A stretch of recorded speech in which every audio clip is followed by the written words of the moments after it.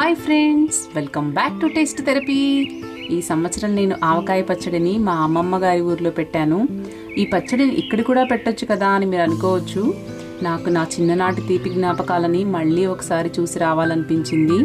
ఎందుకంటే నా బాల్యంలోని మధుర స్మృతులన్నీ ఈ ఊరితోనే ముడిపడి ఉన్నాయి. కాబట్టి నేనే స్వయంగా తోటకెళ్ళి కొన్ని కాయలను కోసి, నేను కోయలేనివి వేరే వారితో కోయించి తోటంతా తిరిగి కాయలను కోసాను. పచ్చడికాయలు కేవలం 2 చెట్లకు మాత్రమే ఉన్నాయి.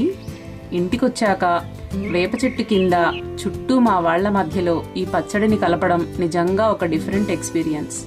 మామిడికాయలను కడిగి తుడిచి ముక్కలను కొట్టించాము. మొత్తం 4 కేజీల ముక్కలు అయ్యాయి.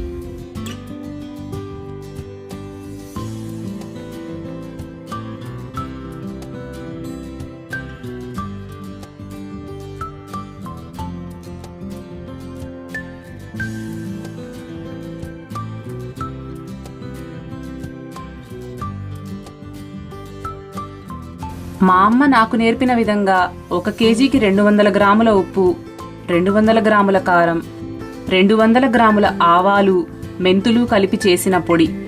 ఇందులో ఆవాలు 70% ఉంటే మెంతులు 30% మాత్రమే ఉండాలి. నేను ఇక్కడ 4 కేజీల కొలత కోసం 800 గ్రాముల ఉప్పు, 800 గ్రాముల కారం,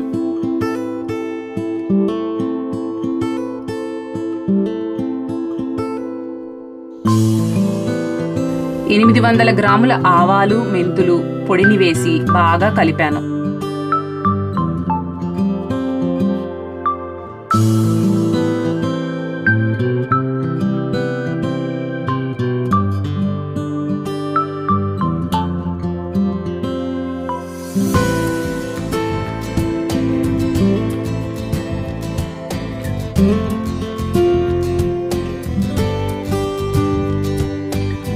అలాగే 2 లీటర్ల వేరుశనగ నూనెను పోసి బాగా కలపాలి.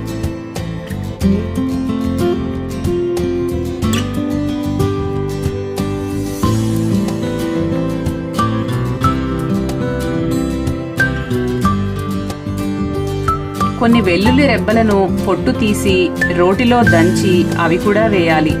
ఇలా దంచి వేయడం వల్ల గార్లిక్ ఫ్లేవర్ పచ్చడికి బాగా పడుతుంది.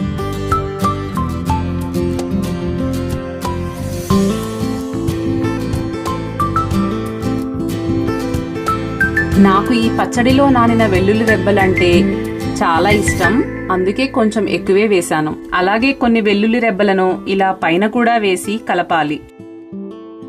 అంతేనండి, ఆవకాయ పచ్చడి రెడీ. ఈ పచ్చడి కోసం అంత దూరం వెళ్ళనవసరం లేదు, కానీ life is all about making memories అని నేను నమ్ముతాను. ఎందుకంటే మా అమ్మమ్మ ఇప్పుడు లేకపోయినా తను పంచిన జ్ఞాపకాలు ఎప్పటికీ గుర్తుంటాయి. అంటే ఈ సంవత్సరం ఈ పచ్చడితో పాటు ఇంకా కొన్ని మెమరీస్ ను వెంట తెచ్చుకున్నానన్నమాట. పచ్చడిని బాగా కలిపి మూత పెట్టి ఆ రోజు అలా వదిలేయాలి. మరుసటి రోజు ఉదయం మళ్ళీ ఒకసారి బాగా కలిపి ఇలా డబ్బాలోకి తీసుకోవాలి. మీకు మీ అమ్మమ్మ గారి ఊరంటే ఇష్టమా నాలాగా? కమెంట్స్ లో చెప్పండి. బాయ్ అండి.